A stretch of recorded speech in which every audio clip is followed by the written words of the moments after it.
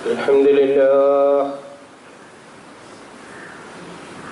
نحمده ونستعينه ونؤمن به ونتوكل عليه ونعوذ بالله من شرور أنفسنا ومن سيئات أعمالنا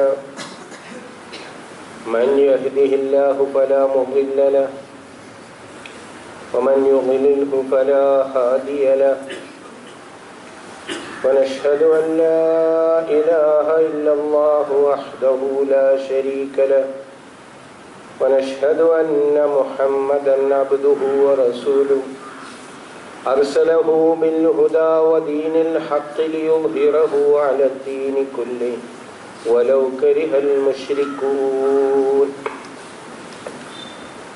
اللهم صل على محمد وعلى آل محمد كما صليت على إبراهيم وعلى آل إبراهيم وبارك على محمد وعلى آل محمد كما باركت على إبراهيم وعلى آل إبراهيم إنك حميد مجيد أما بعد فإن خير الحديث كتاب الله وخير الهدي هدي محمد صلى الله عليه وسلم وشر الأمور محدثاتها وكل بدعة ضلالة أيها الإخوة المؤمنون أوصيكم ونفسي أولا بتقوى الله قال تعالى في كتابه الكريم أعوذ بالله من الشيطان الرجيم بسم الله الرحمن الرحيم هو الذي أرسل رسوله بالهدى ودين الحق ليظهره على الدين كله وكفى بالله شهيدا صدق الله العظيم. പ്രിയ സഹോദരന്മാരെ, സഹോദരികൾ, അല്ലാഹു സുബ്ഹാനഹു വ തആലയെ സൂക്ഷിച്ച് മുത്തഖീങ്ങളായി ജീവിക്കണമെന്ന് ആദ്യമായി നിങ്ങളേവരെയും ഉണർത്തുകയാണ്.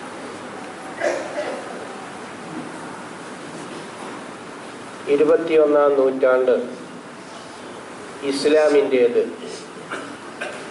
എന്ന വിഷയത്തെ അധികരിച്ച് വ്യത്യസ്തമായ പല ചിന്തകളും നമ്മുടെ മനസ്സിൽ വരേണ്ടതുണ്ട്. ചില കാര്യങ്ങൾ നാം ഓർത്തു, ഇനിയും പ്രധാനപ്പെട്ട പല കാര്യങ്ങളും നാം ഓർക്കണം. ആഗോളതലത്തിൽ ഇസ്ലാമിൻ്റെ വളർച്ചയെ വിലയിരുത്തിക്കൊണ്ട് ധാരാളം പഠനങ്ങൾ നടന്നിട്ടുണ്ട്. ഇത് ഒരു വശത്ത് നാം അനുഭവിക്കുന്ന ദുഃഖകരമായ സത്യങ്ങൾക്കപ്പുറത്ത് സന്തോഷകരമായ ചില വാർത്തകളാണ് എന്നതിനാൽ ആ വാർത്തകൾ ശ്രദ്ധിക്കുന്നത് നന്നായിരിക്കും.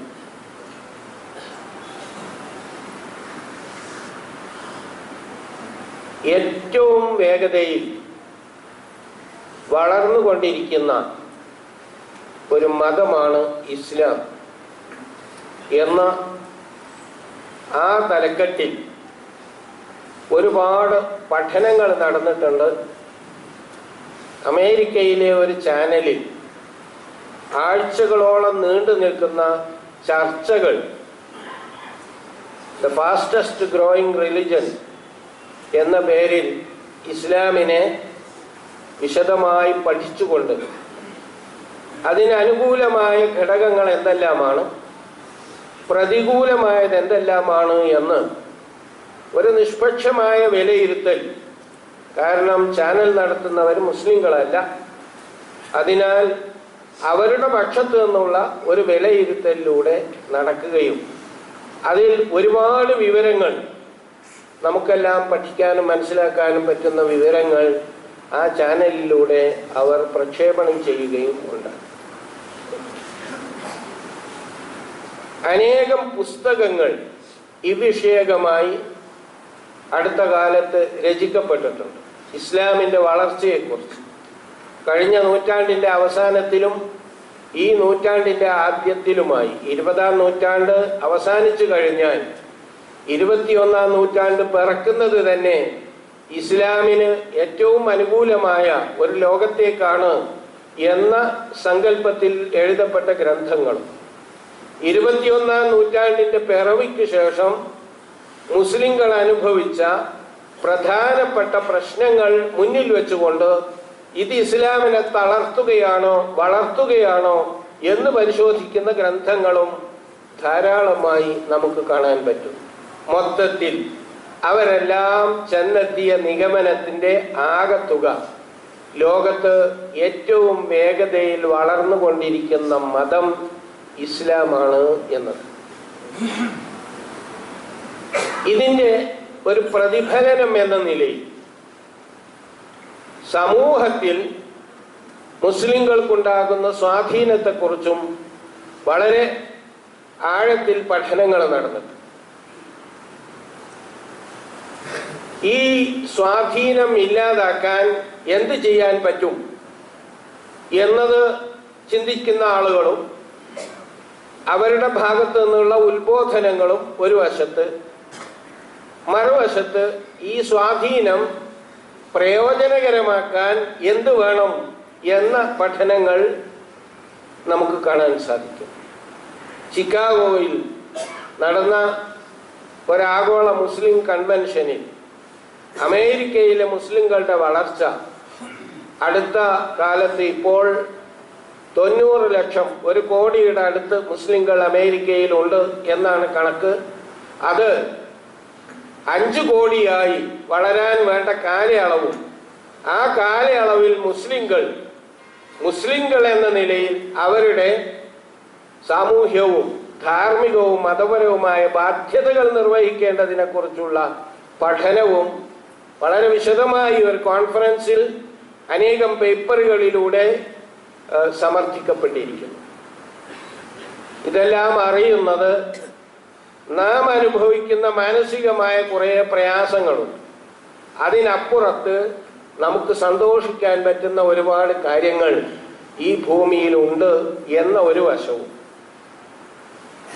ഞാൻ ആദ്യം ഈ വിഷയത്തെക്കുറിച്ച് പറഞ്ഞു തുടങ്ങിയപ്പോൾ 21-ാം നൂറ്റാണ്ട് ഇസ്ലാമിൻ്റേത് എന്ന് കേൾക്കുമ്പോൾ ആനന്ദിക്കുന്ന ഒരു വിഭാഗവും അമർഷം കൊള്ളുന്ന മറ്റൊരു വിഭാഗവും ഉണ്ട്. അമർഷം കൊള്ളുന്നവർ അടങ്ങിയിരുന്നില്ല. അതിൻ്റെ പല വശങ്ങളും നമ്മൾ പറഞ്ഞു. ആ കൂട്ടത്തിൽപ്പെട്ട ഒന്നാണ് അവർ 21-ാം നൂറ്റാണ്ടിൽ യൂറോപ്പിൽ ആകെ മുസ്ലിം ജനസംഖ്യ എത്രയുണ്ടാകുമെന്നും ഈ നൂറ്റാണ്ടിൻ്റെ മധ്യമാകുമ്പോഴേക്ക് യൂറോപ്പ് പൂർണ്ണമായും മുസ്ലിം ഭൂരിപക്ഷ രാഷ്ട്രങ്ങളായി മാറുമെന്നും കണക്കുകൾ വെച്ച് അവതരിപ്പിക്കുന്നത്. ആ കണക്ക് നമ്മളെല്ലാം മനസ്സിലാക്കുന്നത് നല്ലതാണ്. നബി സല്ലല്ലാഹു അലൈഹി വസല്ലം തിരുമേനി വിവാഹം കഴിക്കുന്നതിനെ കുറിച്ച് പല നിർദ്ദേശങ്ങളും നൽകിയ കൂട്ടത്തിൽ ഒരു നിർദ്ദേശം തസവ്വജുൽ വലൂദൽ വദൂദ്, നല്ല സ്നേഹമുള്ള ധാരാളം പ്രസവിക്കുന്ന സ്ത്രീകളെ നിങ്ങൾ വിവാഹം കഴിക്കുക. ഞാൻ നല്ല സ്നേഹമുള്ള എന്നത് ആദ്യമാണ് പറഞ്ഞത്, പക്ഷേ ഹദീസിൽ അത് ആദ്യമല്ല. ഹദീസിൽ ആദ്യം പറഞ്ഞത് വലൂദ്, ധാരാളം പ്രസവിക്കുന്ന സ്ത്രീകളെ, അൽ വദൂദ് പിന്നീട് സ്നേഹിക്കുന്ന സ്ത്രീകളെ. അങ്ങനെയാണ്. സ്നേഹം എന്ന് പറയുന്നത് ഒരു മാനസികാവസ്ഥയാണ്. അത് തെരഞ്ഞു കണ്ടുപിടിക്കാൻ വളരെയേറെ പ്രയാസമുണ്ട്. എന്നാൽ പ്രസവിക്കുക എന്നത് പരമ്പരാഗതമായി ധാരാളം പ്രസവിക്കുന്ന സ്ത്രീകളും അവരുടെ കുടുംബങ്ങളും ബാഹ്യമായി നമുക്ക് മനസ്സിലാക്കാൻ പറ്റും. ഈ ഹദീസിന്റെ അവസാനം ഫഇന്നി മുകാസിറും ബികുമുൽ ഉമം, ഞാൻ എൻ്റെ ഈ സമുദായത്തെ ഇതര സമുദായങ്ങളുടെ മുൻപിൽ വെച്ച് ഏറ്റവും കൂടുതൽ അംഗസംഖ്യയുള്ളത് എൻ്റെ സമുദായത്തിനാണ് എന്ന് ആവേശം കൊള്ളും നബി സല്ലല്ലാഹു അലൈഹി വസല്ലം തിരുമേനി പറയുന്നു. സുദീർഘമായ മറ്റൊരു ഹദീസിൽ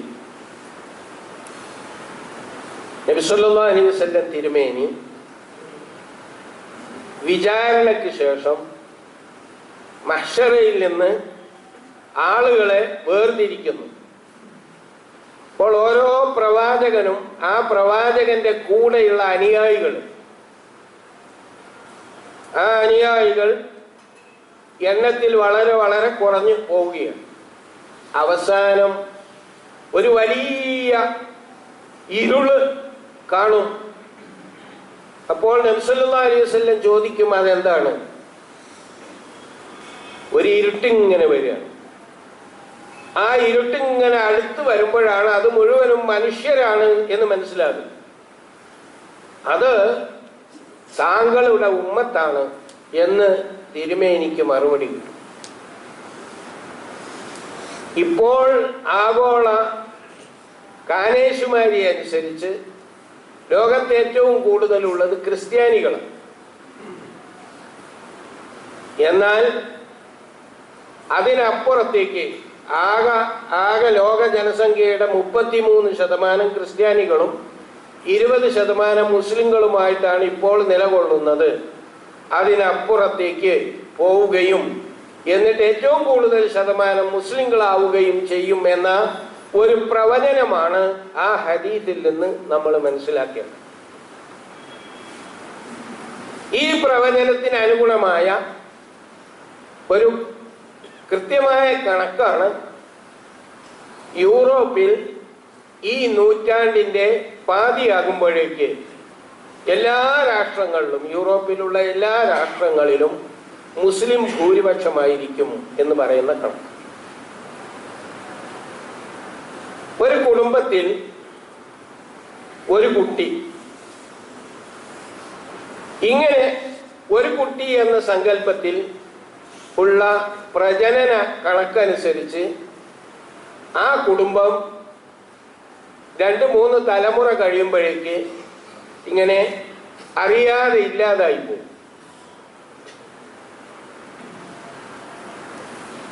ഭാര്യാഭർത്താക്കന്മാർക്ക് ഒരു കുട്ടി, വേറെ 2 ഭാര്യാഭർത്താക്കന്മാർക്ക് ഒരു കുട്ടി, ഈ 2 കുട്ടികളും കൂടി വിവാഹം കഴിച്ചിട്ട് പിന്നെ ഉണ്ടാകുന്ന ഒരു കുട്ടി.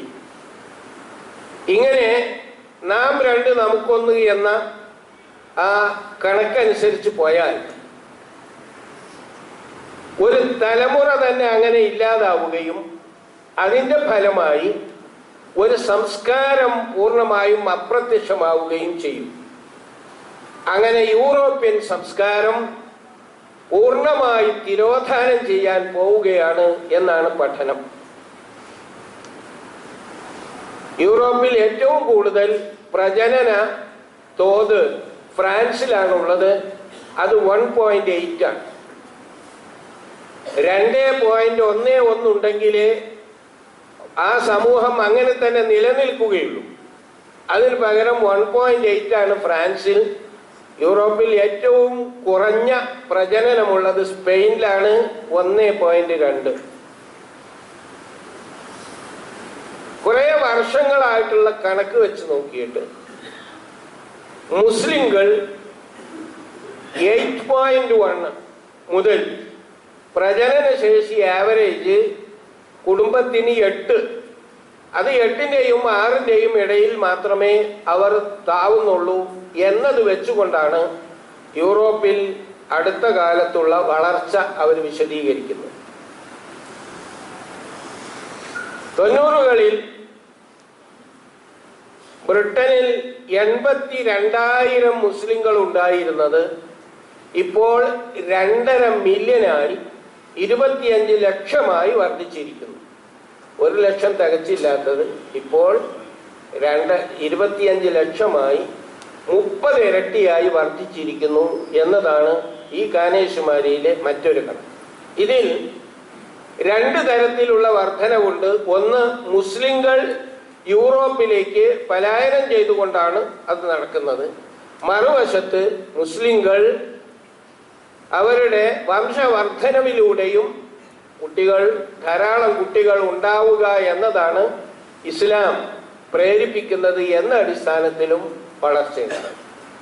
ഈ രണ്ട് പരിഗണനകളിലൂടെ യൂറോപ്പ്, പിന്നീട് അമേരിക്കയിൽ കഴിഞ്ഞ വർഷങ്ങളിലായി 90% പലായനവും മുസ്ലിങ്ങളായിരുന്നു. കാനഡയിലും അതുപോലെ നോർത്ത് അമേരിക്കയിലും എന്ന് കണക്കാക്കുന്നു. അമേരിക്കയുടെ ജനസംഖ്യയെക്കുറിച്ച് ചിക്കാഗോ കോൺഫറൻസിൽ പറഞ്ഞ കാര്യം ഞാൻ സൂചിപ്പിച്ചു. അത് ഇനി 5 കോടി മുസ്ലിങ്ങളായിട്ട് അമേരിക്കയിലെ മുസ്ലിം ജനസംഖ്യ വളരാൻ പോവുകയാണ്. ഇതെല്ലാം ഉപയോഗപ്പെടുത്തിക്കൊണ്ട് സ്വാഭാവികമായി പ്രദേശങ്ങൾ തങ്ങളുടെ കയ്യിൽ വരുമ്പോൾ അവിടെ മുസ്ലിങ്ങളായി ജീവിക്കുവാനുള്ള സംവിധാനം ഒരുക്കുക എന്നതാണ് ചിന്തകന്മാരുടെ മനസ്സിലുള്ള വിഷയമെങ്കിൽ, മറുവശത്തിന്റെ മുൻപിലുള്ളത് ഇതാ നിങ്ങൾ തിരോധാനം ചെയ്യുകയാണ്, തിരിച്ചു വരാൻ വേണ്ടത് ചെയ്തു കൊള്ളൂ എന്ന ആഹ്വാനമാണ്. പക്ഷെ അത് അസാധ്യമാണ് എന്ന് പഠനങ്ങളിൽ നിന്ന് വ്യക്തമായിരിക്കുന്നു. യൂറോപ്യൻ ജനതയ്ക്ക് അവരുടെ ഇപ്പോഴുള്ള ശീലം, അതിൽ പ്രജനനം നഷ്ടപ്പെടാൻ വേണ്ടി അവർ ചെയ്തിട്ടുള്ള കാര്യങ്ങൾ, ഇതിൽ ഏറ്റവും പ്രധാനപ്പെട്ട ഒന്നാണ് സ്വവർഗരതി. അമേരിക്കയിൽ സ്വവർഗരതിയിൽ ഏർപ്പെടുന്നവരുടെ കണക്ക് കേട്ടാൽ നമ്മൾ ഞെട്ടിപ്പോകും. അത് ആയിരങ്ങളിലും പതിനായിരങ്ങളിലും ഒന്നും നിൽക്കുന്നില്ല, ലക്ഷങ്ങളിലും നിൽക്കുന്നില്ല, മില്യൺ കണക്കിലാണ് സ്വവർഗരതിയിൽ ആകൃഷ്ടരായ സ്ത്രീകളും പുരുഷന്മാരും. ഇവർക്ക് കുട്ടികൾ ഉണ്ടാവുകയില്ല എന്നത് മാത്രമല്ല, അവരോട് കൂടിയിട്ട് അവരുടെ തലമുറ തന്നെ അവസാനിക്കുകയാണ്. പിന്നീട് അവർ ശീലിപ്പിച്ച ഈ ദുർഗുണം ആർക്കെല്ലാം ഉണ്ടോ അവർ പിന്നീട് നാശത്തിന്റെ ദല്ലാലിമാരും സന്ദേശവാഹകരുമായി തുടരും. ഇത് യൂറോപ്പിൽ പൊതുവിൽ അവരുടെ പ്രജനനം നശിപ്പിക്കുവാനുള്ള ഒരു പ്രധാന കാരണമാണ്. കഴിഞ്ഞ ആഗോള വനിതാ കോൺഫറൻസിൽ വളരെ ശക്തമായി ആവശ്യപ്പെട്ട ഒരു കാര്യമാണ് സ്വവർഗരതിക്ക് നിയമസാധുത നൽകണം എന്നത്. നമ്മുടെ നാട്ടിലും വിഷയം ചർച്ച ചെയ്യപ്പെട്ടതും അതിൽ അഭിപ്രായങ്ങൾ തിരിച്ചും മറിച്ചും വന്നതുമെല്ലാം നിങ്ങൾക്കറിയാം. സ്വവർഗരതി എന്നത് മനുഷ്യന്റെ സ്വാതന്ത്ര്യത്തിൽപ്പെട്ടതാണ്. അതിൽ നിയമം ഇടപെടാനും തിരുത്താനും പാടില്ല എന്ന് പറയുന്നതിന്റെ ഭവിഷ്യത്ത് എന്താണെന്ന് ചോദിച്ചാൽ, അതോടുകൂടി ആ രാജ്യത്തുള്ള മനുഷ്യർ അവസാനിക്കുകയാണ്. ഫാമിലി പ്ലാനിങ്ങിലെ അവസാനത്തെ മുദ്രാവാക്യം നാം രണ്ട് നമുക്കൊന്ന് എന്നായിരുന്നു. അതിനും ഒരു പ്രസക്തിയുമില്ലല്ലോ. 2 പുരുഷന്മാരും 2 സ്ത്രീകളും ഭാര്യാഭർത്താക്കന്മാരായി കഴിഞ്ഞുകൂടുന്ന സങ്കല്പത്തിൽ അങ്ങനെ മനുഷ്യവർഗത്തിന്റെ നാശത്തിന് കാരണമാകുന്ന ആ ഒരു വൃത്തികേട് ലോകം അംഗീകരിക്കേണ്ടതുണ്ട് എന്ന് പറയുന്നത് നമ്മുടെ രാഷ്ട്രങ്ങളല്ല, എല്ലാ രാഷ്ട്രങ്ങളെയും നയിക്കുന്ന ഐക്യരാഷ്ട്രസഭയാണ്.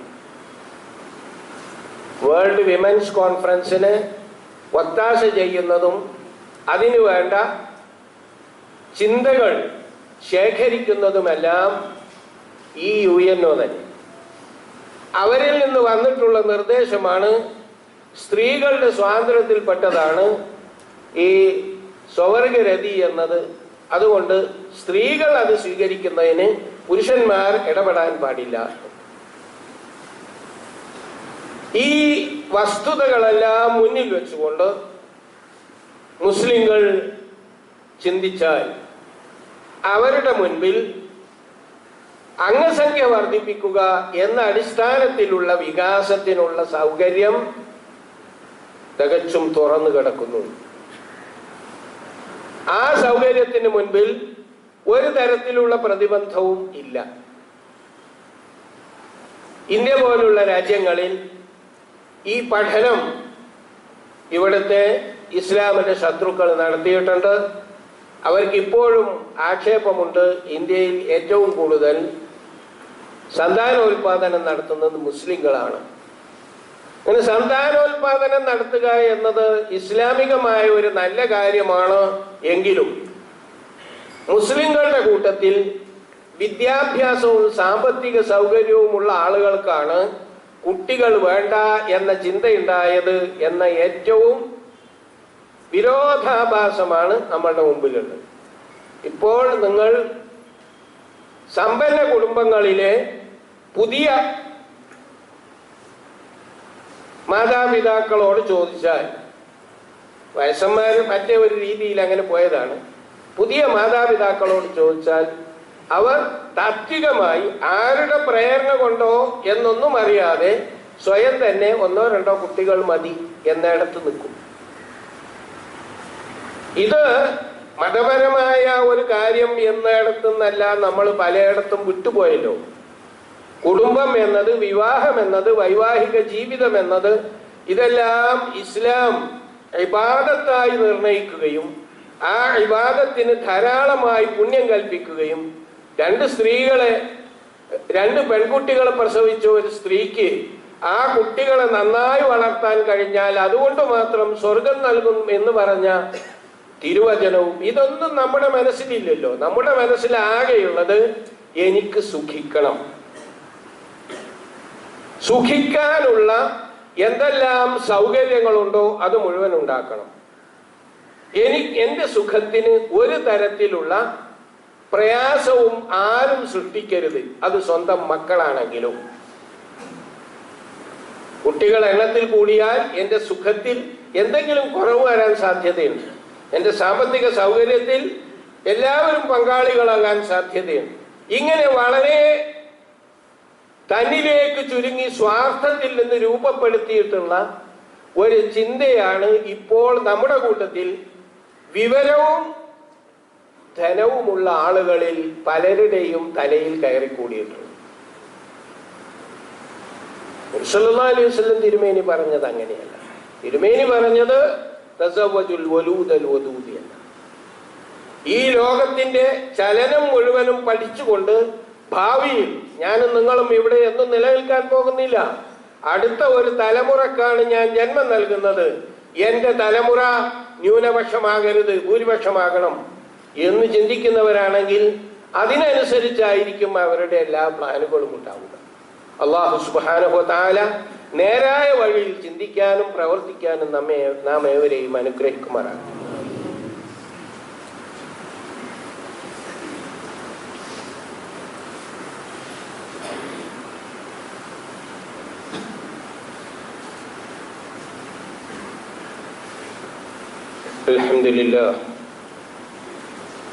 الحمد لله الذي هدانا لهذا وما كنا لنهتدي لولا أن هدانا الله. اللهم صل على محمد وعلى آل محمد كما صليت على إبراهيم وعلى آل إبراهيم وبارك على محمد وعلى آل محمد كما باركت على إبراهيم وعلى آل إبراهيم إنك حميد مجيد. يا أيها الذين آمنوا اتقوا الله حق تقاته ولا تموتن إلا وأنتم مسلمون واعتصموا بحبل الله جميعا ولا تفرقوا. സഹോദരന്മാരെ, സഹോദരികളെ, അല്ലാഹു സുബ്ഹാനഹു വ തആലയെ സൂക്ഷിച്ച് ജീവിക്കണമെന്ന് വീണ്ടും നിങ്ങളെവരെയും ഉണർത്തുകയാണ്. മുഹമ്മദ് മുസ്തഫ സല്ലല്ലാഹു അലൈഹി വസല്ലം തിരുമേനി നിയുക്തനായത് ഇസ്ലാമിനെ മറ്റെല്ലാ ജീവിത പദ്ധതികളെക്കാളും ശക്തവും സജീവവുമാക്കി അതിനെ വിജയിപ്പിക്കാൻ ഹുവല്ലദീ അർസല റസൂലഹു ബിൽ ഹുദാ വദീനിൽ ഹഖ് ലിയുദ്ഹിറഹു അലദ്ദീനി കുല്ലി. ഇത് വളരെ പ്രതികൂലമായ ഒരു സാഹചര്യത്തിൽ നബി സല്ലല്ലാഹു അലൈഹി വസല്ലം തിരുമേനി പൂർത്തീകരിച്ച ദൗത്യമാണ്. തിരുമേനി സല്ലല്ലാഹു അലൈഹി വസല്ലമയ്ക്ക് ശേഷം ലോകത്ത് വിവിധ രീതികളിൽ വിവിധ പ്രദേശങ്ങളിൽ പൂർത്തീകരിച്ച ദൗത്യമാണ്. ചില മേഖലകളിൽ ഇസ്ലാമിൻ്റെ ഉയർച്ചയും വളർച്ചയും ആരെല്ലാം തടയാൻ ശ്രമിച്ചെങ്കിലും അതിനൊന്നും വിധേയമാകാതെ തുടർന്നു കൊണ്ടേയിരിക്കുന്നു. ഒരുപാട് ദൈവികമായ ആസൂത്രണങ്ങൾ അതിൻ്റെ പിന്നിലുണ്ട്. എന്തിനാണ് തിരുമേനി സല്ലല്ലാഹു അലൈഹി വസല്ലമയെ അറബികളിൽ നിന്ന് നിയോഗിച്ചിട്ടുള്ളത്? എന്തിനാണ് ആ ഭൂപ്രദേശം തെരഞ്ഞെടുത്തിട്ടുള്ളത്? ഇതുപോലെയുള്ള ഒരുപാട് കാര്യങ്ങൾ പഠിച്ചാൽ അവിടെയെല്ലാം അള്ളാഹുവിൻ്റെ ആസൂത്രണങ്ങൾ വളരെ വ്യക്തമായി നമുക്ക് ഗ്രഹിക്കാൻ പറ്റും. അങ്ങനെ ഈ ദീൻ ലോകത്തുള്ള മുഴുവൻ മനുഷ്യർക്കും അനുഗ്രഹമായി വളർന്നു. അത് ഒരു കാലഘട്ടത്തിൽ അങ്ങനെ വളർന്ന് അവസാനിച്ച്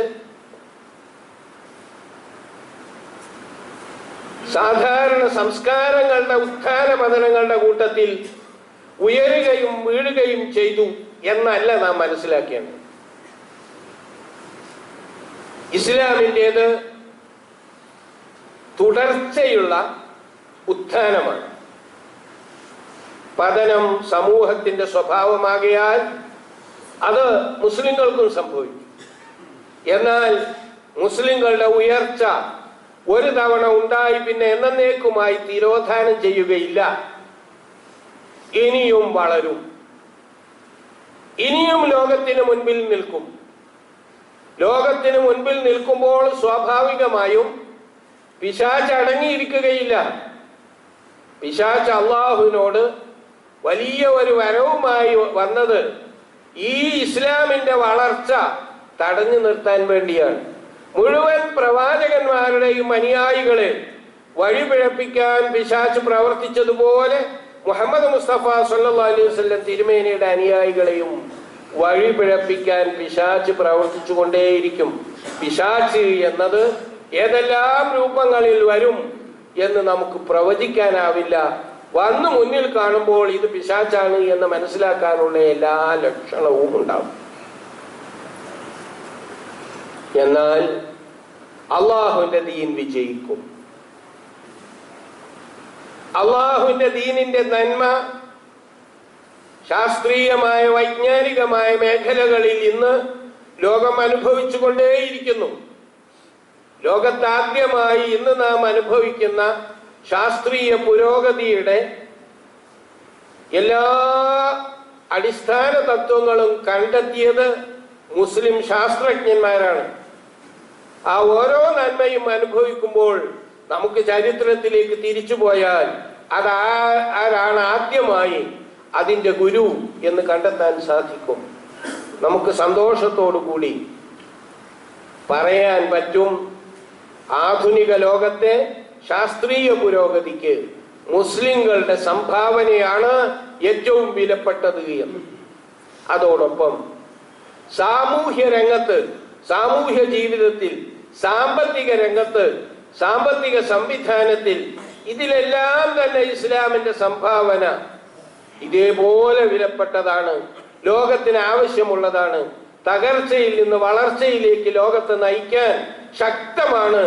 പക്ഷേ ആ മേഖലകളിലുള്ള നമ്മുടെ പ്രവർത്തനങ്ങൾ ഇനിയും വേണ്ടത്ര ആസൂത്രിതമായിട്ടില്ല. ചില തുടക്കങ്ങൾ പലയിടത്തും നടക്കുന്നു. പലിശക്കെതിരിലുള്ള ഒരു ചിന്ത ആഗോളതലത്തിൽ സജീവമാക്കാൻ മുസ്ലിങ്ങൾക്ക് സാധിച്ചിട്ടുണ്ട്.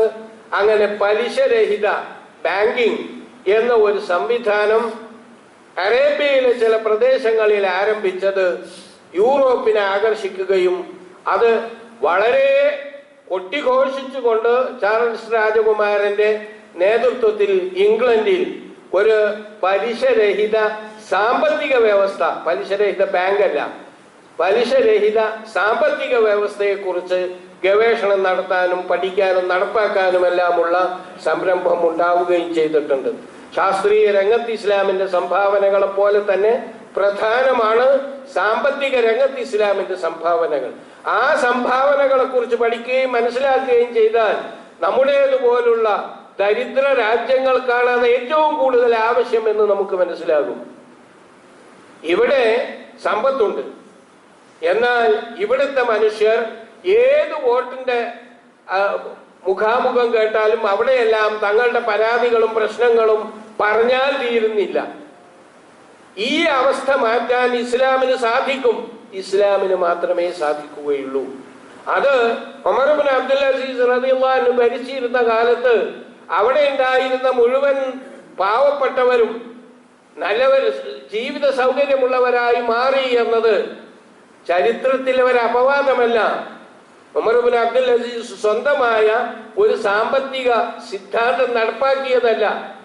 ഇസ്ലാമിൽ നിന്ന് അദ്ദേഹം നേരത്തെ പഠിച്ചത് നടപ്പാക്കി വെറും 2 കൊല്ലം കൊണ്ട് ഉമവി ഖിലാഫത്തിലെ അത്ഭുതമായി കൊണ്ട് അദ്ദേഹത്തിന് രാജ്യത്ത് ഫഖീർ എന്ന വിശേഷണമുള്ള ഒരൊറ്റ മനുഷ്യനുമില്ലാത്ത അവസ്ഥ ഉണ്ടാക്കാൻ സാധിച്ചു.